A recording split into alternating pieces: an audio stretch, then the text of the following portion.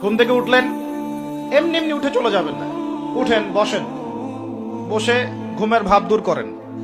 দূর করে বলবেন আলহামদুলিল্লাহিল্লাযী আহইয়ানা বা'দা মা আমাতানা ওয়া ইলাইহিন নুশুর। এবার বাথরুমে যান।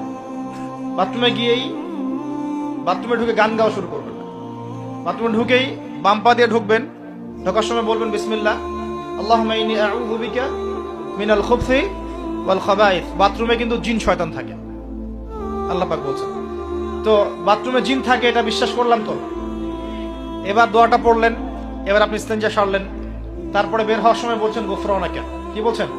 গুফরান। আরেকটা দোয়া আছে আলহামদুলিল্লাহিল্লাযী আযহাবা আনিল আযান ওয়া আফানি গুফরানাকা। ওযু করবেন, ওযুর আগে বলবেন বিসমিল্লাহ।